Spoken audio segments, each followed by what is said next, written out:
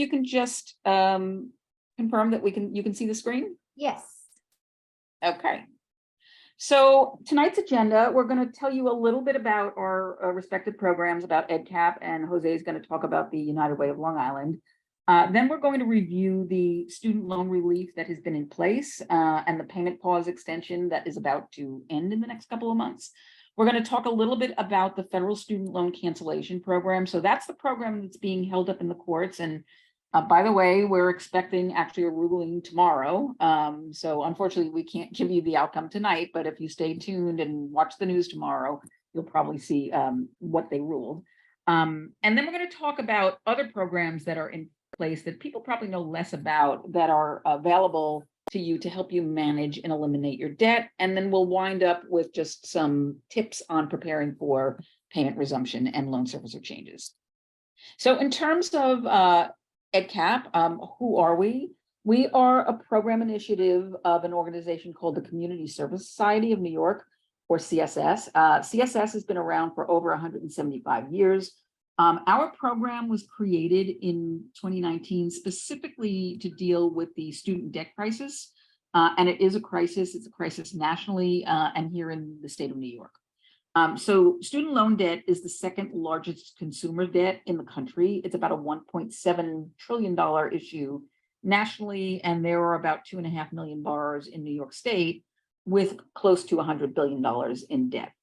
And what we're here to do is offer free and unbiased services. So we will do one-on-one consultations with individuals.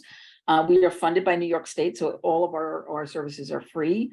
We advise on things like student loan repayment options. We can help you if your loans are defaulted or about to default so that we can prevent involuntary collections like wage garnishments, Social Security offsets, tax intercepts. We'll help you apply for a loan forgiveness, which is a big part of what we've been doing over the last year as some of these programs have been more easily accessible. We can help you with loan cancellation and discharge. We will help you consolidate your loans. Consolidation is another big component of what's going on with these forgiveness programs right now. Help you request deferments and forbearances. And lastly, we will act as an advocate for you if you're having some kind of a dispute with a loan servicer or your lender. We will hop on the phone and help you to resolve those disputes. So one sort of exciting development in the last year or so, we have established a network, we call it the EDCAP network, of organizations that are doing what EDCAP is doing in different parts of the state. So if you have friends or relatives that are located in any of the areas that you see here on the map, and they want some local consultations and local advice, they can contact any of these numbers and they'll get counselors that are doing what we are doing at EDCAP. If you have people in the state that are not covered by any area on the map, they can call our EDCAP helpline and we will service anybody in the state. But one of those partners is the United Way of Long Island, and they did co-sponsor this webinar tonight. And Jose is here to tell you a little bit about their organization. Take it away, Jose. Thank you so much, and thank you everybody for joining today this webinar. United Way of Long Island is a worldwide organization helping the community in so many different aspects. In Long Island, we have the organization is located in Deer Park, but I help with the partners more than 60 different organizations to reach our mission, that is advancing the common goal, good, creating opportunities for better life for all, focusing in three blocks, right? Health, education, and financial stability. So with our partners throughout the region, we try to get the holistic help to all our communities to do better. So thank you for joining today. We are very excited our partnership with CSSNY and the EDCAP network. And we're here, as Nancy mentioned, to help you with your student loans and student debt, completely free and unbiased. Thank you. Thank you so much, Jose. Okay, so let's move on to the meat of the presentation. We're going to start with a little overview of the loan relief that's been in place and the payment pause extension. So as you probably know, COVID-19 relief measures were put in place in March of 2020 For borrowers that had loans in good standing, what that did was that it set interest rates to 0% and suspended payments through a vehicle that we commonly call the COVID forbearance. Collection activities on defaulted loans have been suspended throughout most of this period, and they're going to remain suspended throughout 2023 and into 2024. And we'll talk more about that later when we discuss the Fresh Start program. And most federal loans have been eligible for this relief. Now, there's been a smaller subset that have not been, but the vast majority of people with federal student loans have been able to take advantage of the payment pause that's been in effect for more than 3 years now. Now, the last payment pause extension was announced last November, and unlike previous payment pause extensions, it had focused on a specific date on which payments would be resuming again. The last payment pause extension really focused on the outcome of the Biden-Harris debt relief program. That's the program that's being challenged in the Supreme Court. But as a result of the debt ceiling negotiations that took place recently, the president can no longer extend this payment pause. So we now know that interest will start accruing on federal student loans on September 1st. The first bills will probably come out sometime in September as well, but payments are going to be due in October. So that's pretty much set in stone at this point. The Department of Education has announced it. And we'll talk more about how you can prepare for that later in the presentation. So let's step back and just talk a little bit about the student loan cancellation program. So this is the program that's getting all of the headlines. This is the program on which we are expecting a ruling tomorrow. If not tomorrow, then presumably sometime next week. But I think the general consensus is that they will rule tomorrow on the outcome of this program. This is a program that was announced by the Biden administration last August. It's a targeted plan to cancel up to $20,000 in debt for a wide range of student borrowers. In fact, the majority of federal student borrowers are going to see some benefit from this program if it's allowed to go through. They may not get their entire balance forgiven or canceled as a result, but they may see some benefit. So to be eligible for this, you would have had to have loans dispersed prior to July 1st of 2022, and you would have had to meet some income thresholds. So you can't have earned more than $125,000 if you were a married borrower filing separately, or a single borrower, or $250,000 if you're married filing jointly, or a head of household in either 2020 or 2021. Like I said, the program is currently being blocked by the courts. The Supreme Court heard these cases in February. We expect the ruling tomorrow. The online applications have been suspended since since one of the appellate courts blocked the case. This was probably in November of last year. They're not available right now, but if you did file an application, and 26 million people did file an application, it's going to be held and processed if the program is allowed to proceed. And if the program is allowed to proceed, presumably the government is going to open up the application process again. We should be hearing more about that if the program is allowed to go forward in the next week or so. This last bullet point is a little bit complicated. I think I'm actually going to come back to this because we discussed this a little bit more later in the presentation. It's got to do with consolidating certain kinds of loans and the impact that might have on your ability to get access to this cancellation program. If you want to register for updates directly from the Department of Education, when you get this presentation, you can click on the link here and just put your email in, and you'll get important updates, which this will probably be one of them. But there may be more going forward if the plan is allowed to go through and they talk more about the application process. So we strongly encourage that if you put your email in there and register, you'll get those emails. You will not be inundated with tons of emails from the Department of Education. It's very, very select, only the most important things. So one of the messages that we've been trying to convey when we've been doing these series of webinars is that the Supreme Court decision that we're about to hear is only affecting this one program. And I think that there's a lot of misunderstanding about this out there, that people think that If the loan cancellation program is shot down, that means that there are no other options out there. And that couldn't be further from the truth. There are a whole number of programs, and a lot of these programs there's some one-time temporary revisions that are taking place right now. There's also important changes being made to some of these programs, which will actually go into effect next week. That's going to make it easier for people to eliminate their debt and be eligible for these various programs. And these are a list of some of the programs. So income-driven repayment forgiveness, public service loan forgiveness. I'm sure people have heard about that.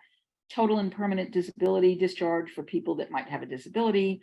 Borrower defense to repayment is if you feel that your school was guilty of some kind of fraud or misconduct. And then there's a whole new program for people whose loans are in default, giving them a path to get out of default. So we're going to launch right into those programs and go over these things that are available to you now and will continue to be available to you regardless of what happens with tomorrow's or with the decision on the loan cancellation program. So the government created a number of programs to help borrowers reduce or eliminate their student loan debt. And these go by different names. So some of them are called loan forgiveness, some of them are called discharge, some are called cancellation, but they ultimately all mean the same thing. They mean that you're no longer required to pay some or all of your federal student loans if you meet the requirements of the program. And that's the key to benefiting from these programs, is understanding what the requirements are and making sure that you're meeting them and that you're tracking your progress towards the goal. So these were the programs that I just mentioned a few minutes ago. So let's just go right into the details. We're going to start with income-driven repayment forgiveness, or IDR forgiveness. IDR, or income-driven repayment plans, are plans that are available to borrowers who may be struggling to meet the affordability, or meet the payments of one of the more traditional plans. In these plans, and there are 4 different plans, if you're enrolled in the plan for 20 to 25 years, depending on the plan or the loan type, any balances that remain at the end of that time period would be forgiven. There is no employment requirement when you for the IDR forgiveness program. It's just simply being enrolled in the plan. You could be unemployed and still get credit towards the 20 to 25 years, even if you're on a $0 repayment plan. You just need to be enrolled and make sure that you have filed the appropriate paperwork. Balances forgiven through 2025 will not be taxed at the federal level in this plan, but starting in 2026, they may begin to be taxed again. They used to be taxed. We're in a short reprieve right now from taxation. So unless a new rule is put in place, they probably will be taxable after 2025. However, even if you don't like the sounds of your forgiven balances being taxed, there are ways to manage that and even mitigate the tax burden that you may owe, or eliminate it completely depending on your circumstances. And for many borrowers who have very large loan balances and don't have public service jobs, this is really the only forgiveness program. Well, this is going to be one of the better forgiveness program options, even with the tax issue at the end of it. So what is an income-driven repayment plan? Just to step back for a minute. There are 2 basic ways to make your payments in the federal student loan system. You can pay using one of the traditional plans. So that's where the payment is based on the loan balance, the interest rate, and a predetermined payback period. That's like paying back any kind of regular consumer debt. It's like paying back a mortgage or an auto loan. But in many cases, people who just are going into repayment for the first time, they may have just graduated, do not have the ability to make payments in one of those traditional plans, particularly if their debt balance is relatively large. They maybe don't have a job, or they don't have the job that they eventually hope to get one day with the accompanying salary. So the alternative, when you can't afford those traditional plans, is something called an income-driven, or IDR plan. And in the IDR plans, the payments and the payback periods are going to be based on adjusted gross income, family size, and tax filing status. So the actual payment in most cases has nothing to do with the loan size, has nothing to do with the interest rate. Now, when we say income-driven, or IDR, that's an umbrella term for 4 different plans, or like 4.5. different plans, I like to say. So there's revised pay as you earn, and this is in order from the most recent to the oldest plan. So revised pay as you earn or repayee, pay as you earn or payee, income-based repayment or IBR, which is often confused with IDR.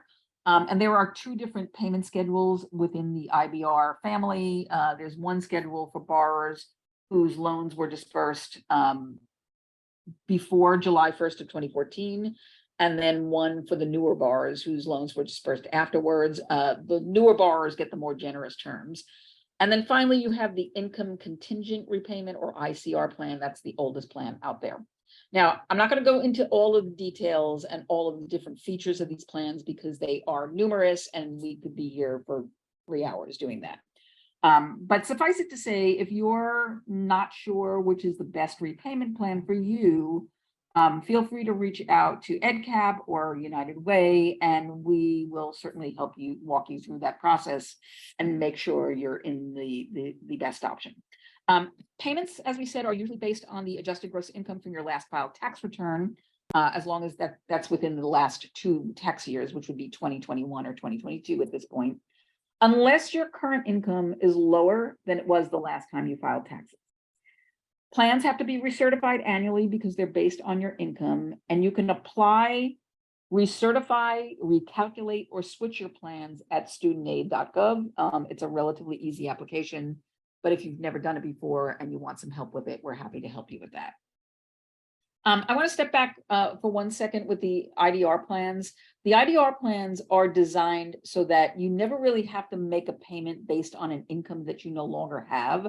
So in between recertification dates, if your income declines, you can have the plan recalculated, and then you would start making payments based on that lower income. So you're never stuck making payments on an income that is no longer something that you're earning.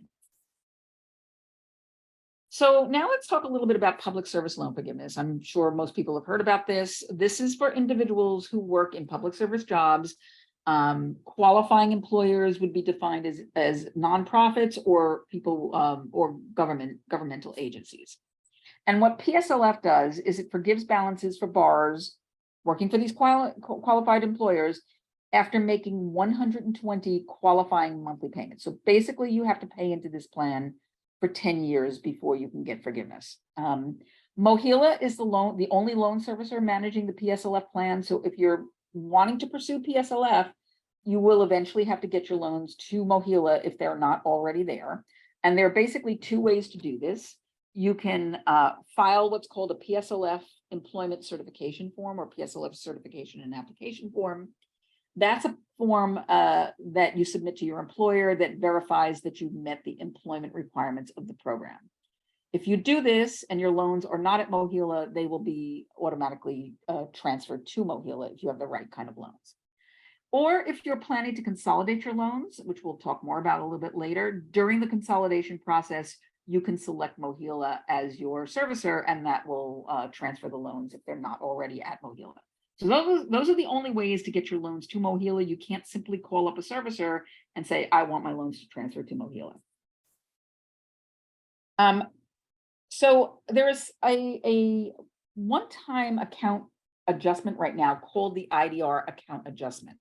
And we say the IDR account adjustment to the rescue for reasons that I'm now going to explain, because I'm going to just put in context some of the history of these forgiveness programs.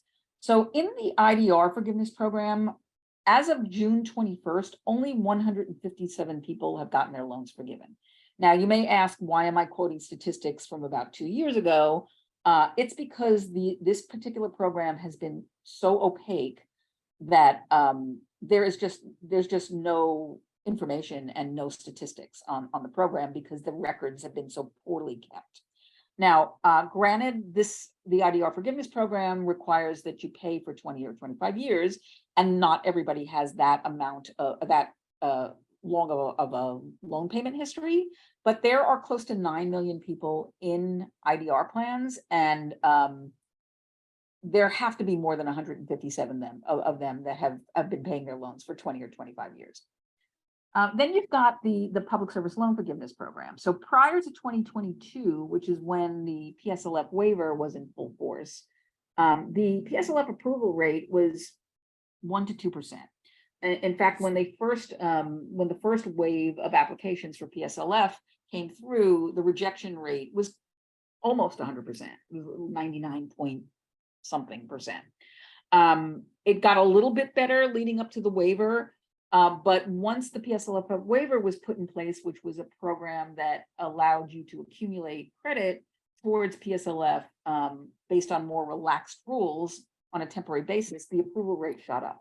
So the approval rate is now running at about 14%, and it's climbing because they're still processing applications. So this was basically an acknowledgement by the existing administration that these programs and the way they were administered have basically failed the constituents for whom they were put in place for.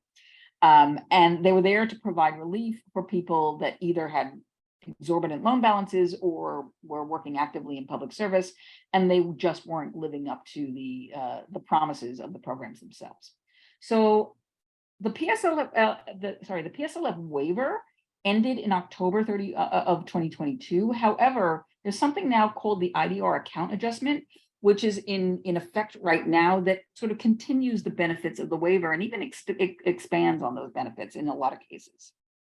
So let's talk about what this is. The IDR account adjustment, again, is going to allow borrowers to get qualifying payment credit towards PSLF and IDRF based on a series of rule adjustments that relaxes a lot of these requirements. So this is a temporary thing, but it's happening right now. So you're going to get credit towards these forgiveness programs through this account adjustment for periods that you were in repayment. Now, repayment is a loan status. It just means that you're required to make a payment. So you're going to get credit for periods that you were in repayment, regardless of whether you actually made a payment. You're going to get credit potentially for times spent in non-COVID related forbearance.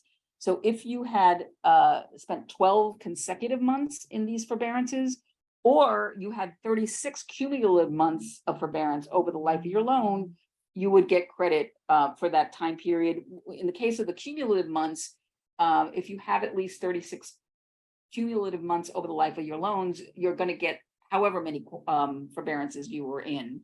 However many months of forbearance you were in, you would get the total amount under the IDR account adjustment. Most deferments prior to 2013 are going to count, and economic hardship deferments from 2013 or later will count. Months prior to consolidation are going to count during the IDR account adjustment. So this is unique under the old PSLF and IDR forgiveness rules. Once you consolidated your loan, you would start the payment count clock over from the date of the consolidation. Under the account adjustment, they're going to look back to as far back as, I believe, July of 1994. So however many consolidations you may have done since then, it doesn't matter. They're going to go all the way back to the beginning of your loans. And credit is going to be awarded to you even if you were not making payments or enrolled in an IDR plan. Now, where borrowers won't get credit, you're not going to get credit for time spent in an in-school deferment or a grace period, or default, with one exception, which we'll talk about during the Fresh Start. If you're getting your loans out of default using the Fresh Start initiative, you will actually get some credit for the time spent in default during the payment pause. And then for PSLF, you still must meet the employment requirements of the program. But I also want to mention that any suspended payments during the payment pause, so that's from March 13th of 2020 until now, or until it ends, will count towards IDR forgiveness or PSLF. So when and how will this credit be applied? Once you have direct loans, credit is going to be applied automatically between now and 2024. So if you already have direct loans, there's nothing more you need to do to get this credit. You just basically have to wait for them to notify you of what the credit is. Now, there may be certain circumstances in which you do have to take action. So let's go over that right now. So if you're pursuing income-driven repayment forgiveness, so remember, this is the program that doesn't have an employment requirement. Anybody that's enrolled in an IDR plan can receive this forgiveness after 20 or 25 years. You have to make sure that you consolidate what's called commercially held FFELP loans, Perkins loans, or HEAL loans by December 31st of 2023. And just to kind of explain what a commercially held FFELP loan is, there are two different kinds of FFELP loans. There are those that are held by the Department of Education. Those would have been eligible for the payment pause. And then there are those that are what's called commercially held loans, where the servicer or the person holding the loan is not the government, it's a private institution. So how do you know if you have a commercially held FFELP loan?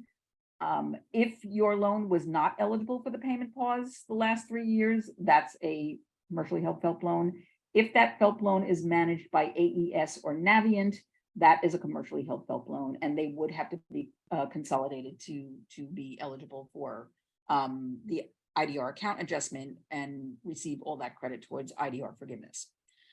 When payments resume, you need to be sure that you're enrolled in an income-driven repayment plan if you need to continue accumulating credit towards the 20 to 25 years that you need. And then you want to track your progress. Now, you can't do that right now with this program, but the Department of Education plans to post a tracker on your federal student aid account. Hopefully, I don't know if it's going to happen by the end of this year, but if not, hopefully next year sometime, which is huge because you've never been able to track progress in this forgiveness program before. And that's going to give you some peace of mind that you know where you stand. Now, if you're pursuing the public service loan forgiveness program and you want to get the full benefit of the IDR account adjustment, for PSLF, you must have direct loans. So any non-direct loan has to be consolidated. So any FFEL loan, whether it's commercially held or ed held, that's going to have to be consolidated along with Perkins loans or HEAL loans. Whatever that's not a direct loan that you have will have to be consolidated. Now, I do want to say that you cannot consolidate private loans into federal loans, so that's not going to qualify. But that all has to be done by December 31st of 2023 in order to make sure that you get the full benefits of the account adjustment. If you're pursuing PSLF, once you've completed the consolidation and your loans are at MOHELA, you're going to need to file the PSLF employment and certification forms for every employer that you've had since October of 2007. And the best way to do this is using the PSLF help tool, but if you've never done it before and you want some guidance, because there's different ways to do this, reach out to us and we'll help you. And then, of course, once again, when payments resume, make sure you're enrolled in an IDR plan, because if you want to accumulate additional credit once payments resume, you need to be in an IDR plan. Now, here's the little bullet point that I was referring to a few slides back about consolidating commercially held FFELP and Perkins loans. So commercially held FFELP and Perkins loans are not eligible for that loan cancellation program, the one that's being challenged by the courts. That's the one to cancel up to $20,000 in debt. But if you're thinking about consolidating these loans to take advantage of the IDR account adjustment, we just want to make you aware that if you consolidate them with other loans that you might have that might be eligible for the loan cancellation program, like direct loans, you will render the entire balance ineligible for loan cancellation. So this is kind of a complicated thing. If you think you fall into this category, we strongly urge you to reach out for a one-on-one consultation, and we'll make sure that you do the right thing. You can consolidate these loans separately, and we just want to make sure that you don't jeopardize any potential options that you have. And if they come out tomorrow and say that the loan cancellation program is not going to happen, then that kind of resolves the issue, at least for now. So some other, actually, before we go on to the rest of these, Carolina, are there any questions that on? Yeah, there was a really good question, and this person clearly is on top of their game, which I really enjoy seeing. There was a question about the new rules that go into effect next week, and the specific question is whether if you have a borrower defense to repayment, whether the interest will stop accumulating under the new rules.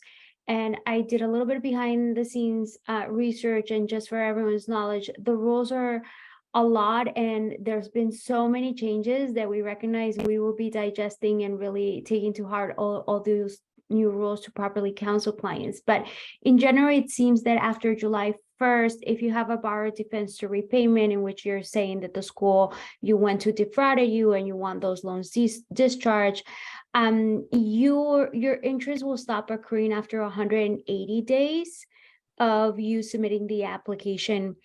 And the reason they're justifying the 180-day wait time is kind of twofold. One, the Department of Education says, well, it can be costly if we just suspend it immediately for different reasons, but also we want to incentivize borrowers to do a good job to submit a strong application. And by letting them know that there's an interest accumulating, at least for the first 180 days, that may result in better applications. They're also saying that, if you're successful with your borrower defense to repayment, then you kind of don't worry because that's going to be forgiven as well if there's any interest accrued. Obviously, the concern would be for someone who submits a borrower defense to repayment claim, it gets denied, they will have at least the 180 of accrued interest at that point. Yep. Great. That's great information. Yeah. As Carolina says, we're in a constant learning mode because there are so many changes and new things coming out. So thank you for that question. Okay. So let's talk about some more discharge and cancellation programs. We're going to talk a little bit about total and permanent disability, obviously for individuals who have some kind of a disability. And what this does is it discharges 100% of their debt if they are disabled. And the definition of disability is some kind of a mental or physical condition that prevents you from engaging in what they call substantial gainful activity. What this basically means is that doesn't mean that you can't work at all. It just means that you can't perform the kinds of activities required to earn a reasonable living. And there is an income threshold applied there, and it's typically the federal poverty level for a family size of 2, regardless of what your family size is, and that's around $20,000. You can prove disability for the purposes of this discharge in 3 different ways: through the Veterans Administration if you're a disabled vet, through Social Security if you're on SSDI, and if you don't meet either of those first 2 criteria, you can get a physician's certification, which is a 1-page form, relatively simple form that they can sign off on. Applications are processed by Nelnet, even if your servicer is not Nelnet. It's actually a relatively easy process. But again, if you know anybody that's in this situation that finds it intimidating, we can certainly help with that. Now, there are new rules taking effect in this program starting in July that's going to make it easier for borrowers to obtain and keep their TPD discharges. So they're going to expand the criteria within Social Security under which you might be eligible for total permanent disability discharge. And in the past, they had something called a 3-year post-discharge monitoring period in which you had to verify that you were not exceeding the income threshold, so that federal poverty level for a family size of 2, through any job that you may have, and you had to file paperwork. And what they found was that if you didn't file the paperwork, your discharge loans were reinstated. And what they found was about 50% of the people who applied for discharges and received them had their loans reinstated, even though they actually still met the income requirements. It was all just about the filing requirement that was a problem. So they will no longer require the income verification process for 3 years after the discharge, which is going to make it a lot easier for people to keep their discharges. So Fresh Start for loans in default. We've talked a little bit about this. I mentioned at least the name of the program. This is a one-time program. Currently, it's in force right now. It's a path for borrowers that to get out of default in 2023 and actually going into 2024. And what this does, it will take defaulted federal student loan borrowers can bring their loans back into good standing and repair their credit through this initiative. But it's not automatic. So you do have to take some action if this is something that you want to take advantage of. And there's 2 basic ways to do this. If you're planning to continue your education, you can apply for your FAFSA, that's your pre-application for federal student aid and enroll in school at least half-time. Your loans then will be transferred to a non-default servicer, at which point they'll be placed in an in-school deferment, after which your default history is going to be removed from your credit report. Now, if you're not planning to pursue education any further and you're just in default and you want to get out, all you have to do at that point is simply contact your debt collector. In most cases, that debt collector is going to be the default resolution group. Default resolution group is the debt collection arm for the Department of Education. And currently the Department of Education holds the majority of defaulted federal student loans. So you can contact them at this phone number here, or if you happen to have a MyEDDebt account, you can log into that account and register for Fresh Start there. If you're going to do it by phone, you just call them up and you say you want to initiate the Fresh Start process. That means that your loans will again be transferred to a non-default servicer, after which you will be required to enroll in one of the payment plans that we just discussed. So for most people, that's going to be an IDR plan, but it doesn't have to be. It could be one of the traditional or standard plans if that's the cheapest and best option for you. As long as you enroll in that plan, the default history will then be removed from your credit reports. Now, I should just mention that even though federal student debt does not have a statute of limitations, meaning that it doesn't go away, the negative items associated with things like delinquencies and default do age off your credit reports, like regular consumer debt. So they age off after 7 years. So not everybody that's in default has defaulted loans on their credit report. If your default is more than 7 years old, it won't be reflected there. But if it's less than that, this is a great way to bring your loans out of default and repair that credit. Now, you're going to have 1 year after the payment pause to opt into this. Collection activities are going to be suspended during that period. So this means that the initiative will probably end somewhere around September of next year. One other thing that we found out about in the last sort of several weeks, one other benefit of doing this is if you're pursuing public service loan forgiveness or income-driven repayment forgiveness, and you use Fresh Start to bring your loans out of default, you will actually get credit towards those forgiveness programs for the period that you were in default during the payment pause. So that's from March 13th of 2020 until you bring your loans out of default, or the payment pause ends, whichever is first. So that's a really big benefit because you normally don't get credit for periods towards forgiveness for periods that you're in default. I will say there are other ways, traditional ways to get out of default, but right now, Fresh Start is the quickest and easiest and least expensive way to get out of default. There's really no downside to this. So if you want more information about how to do this, or whether it's right for you, give us a call. Borrower defense to repayment. So as Carolina was talking about a few minutes ago, this is for people who feel that they were defrauded by their higher education institution. This is where you feel that the school either misled you or engaged in some kind of fraudulent activity. If that's the case, then you may be eligible for borrower defense to repayment, or BDR. So you must have attended that school or have a Parent Plus loan for a child that attended one of these schools in order for you to apply for BDR. The application is a bit of a bear. It's quite long and it's a little bit daunting. But again, this is another good reason to reach out to us. We've been doing these things. We have tools to help you answer the questions to give yourself the best chance of getting the application approved. Now, the process also can be lengthy, so it can take a long time to actually get a response, but there's no downside to filing the complaint if you feel you qualify. And ultimately, it may work out for you if you do get your loans discharged. Now, just one word of caution. So where a BDR application would not apply is if you simply did not like your curriculum, if you didn't like the teachers, or if you were unfortunately the victim of some kind of a sexual assault or sexual harassment.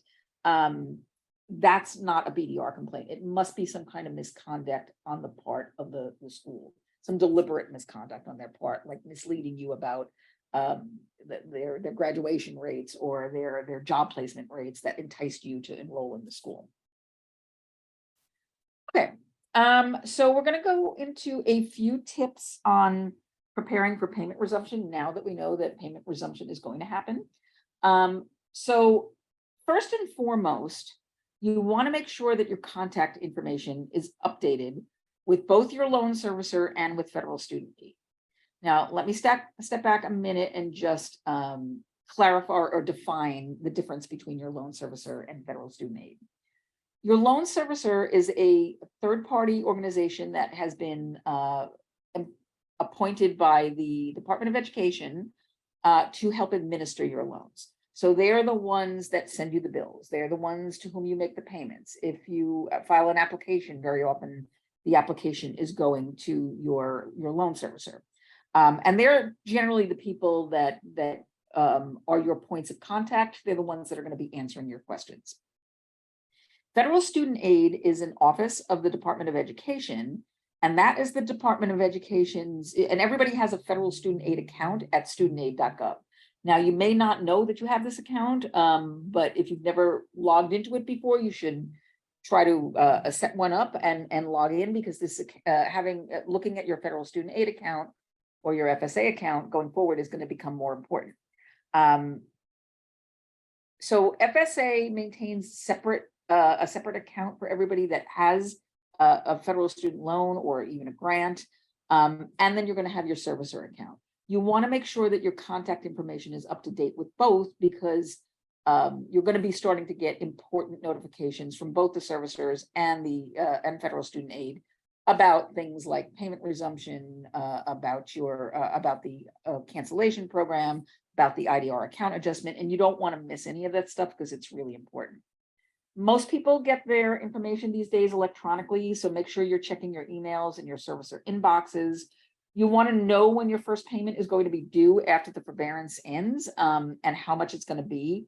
So the servicers are going to be required to send notices at least 21 days in advance. And those notices are going to have the due date and how much you're going to have to pay. And if you want to know before 21 days before payments resume, you can call the servicers now, or even look on your servicer account and see what it says.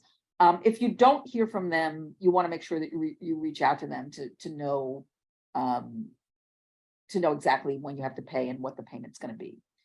You need to prepare your bank account. Any auto debit arrangement that was in place prior to the payment pause is not going to be automatically reestablished. So you're going to have to do that yourself. So you want to notify your servicer, make sure that they've got the correct bank information. And then also you want to make sure that you are funding and make sure that you've got sufficient funds in your bank account, because after all, we haven't had to make payments for 3+ years now. It's not hard to forget that you have to make a payment. So we don't want to see people just going into an unintended overdraft because they just forgot to put funds in their account. Check your credit. This is a great time to check your credit. Under the normal circumstances, you're allowed to run one free credit report from each of the big agencies, and it's Equifax, Experian, and TransUnion, on an annual basis. But due to the pandemic, the agencies are allowing you to run one free credit report weekly through the end of this year. There should be no negative impact on your credit for the time period of the payment pause if you were eligible for the payment pause. So that's from March 13th of 2020 through now. Now, if you had delinquencies or defaults on your credit prior to that, those may still be showing up, but nothing negative during that period. So you should run your credit report now. You can run as many as you like weekly between now and the end of the year. Make sure that there isn't any problem. If you see something, you want to dispute it immediately. And just remember that running your own credit report does not affect your credit score. You want to make sure that you're enrolled in the right repayment plan. As we were talking about the repayment plans earlier, you can either enroll in one of the standard or traditional plans, or one of the income-driven repayment plans if you can't afford the traditional plans. For those of you that have been enrolled in IDR plans in the past, you know that you generally have to recertify these plans on an annual basis. If you were eligible for the payment pause, however, you're not going to be required to recertify your IDR plan until at least 6 months after the payment pause ends, possibly longer. So that means you really won't have to recertify until probably around March of next year at the earliest. But you want to be strategic about this. So, but just because you don't have to recertify doesn't mean that you shouldn't take action. If your income is lower now than it was the last time you made a payment in an IDR plan, or the last time you filed an IDR application during the payment pause, you probably want to recalculate or switch your plan now. Because when payments resume, they're going to resume at whatever rate you were paying prior to the payment pause, or again, if you filed an IDR application during the payment pause, whatever rate was calculated when you did that. If your income has increased since your last IDR application, then you're probably better off just waiting until you're required to recertify next year. A quick word about loan servicer changes. There's been a massive change in the loan servicer landscape over the last year and a half. I'm sure probably almost everybody on this call has experienced some kind of loan servicer change over that time period. Navient bought out of the, they no longer service direct student loans, direct federal student loans. They transferred all their direct student federal loans to Advantage last winter. However, they do still manage commercially held FFELP loans and private student loans. So there are people out there that may still have some Navient loans, probably the FFELP loans that are still considered federal loans, but those are the commercially held loans. If your loan servicer is Great Lakes was acquired by Nelnet in 2018. Nelnet's another federal servicer. They are currently in the process of transferring all the Great Lakes accounts to Nelnet. This process started in March of 2022. It sounds like it's really speeding up right now. You can no longer select Great Lakes as a servicer when you go to consolidate. So we anticipate that they're probably close to finishing that transition. I'm just not sure exactly how close. So if you do have loans at Great Lakes, you can expect that transition probably relatively quickly. And then more recently announced, a smaller servicer called Osla is going to stop servicing federal student loans as of July 1st, and those accounts are being transferred to Advantage.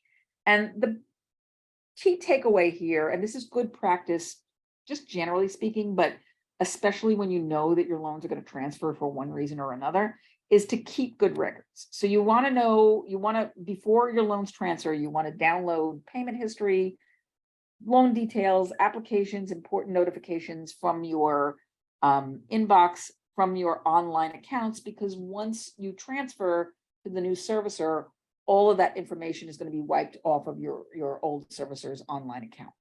And generally speaking, when these transitions happen, nothing should change. So your loan balance shouldn't change, your payment plan shouldn't change, your payment history shouldn't change, the interest rate shouldn't change, but it's a big administrative undertaking and mistakes happen. So we just urge you to have the information in the event that something doesn't look right, you have the documents to dispute it. And then finally, what if things go wrong? And sometimes they do. There are ways of filing complaints. So if you live in New York, you can file a complaint with the Department of Financial Services. They actually oversee loan servicers, federal student loan servicers here in New York.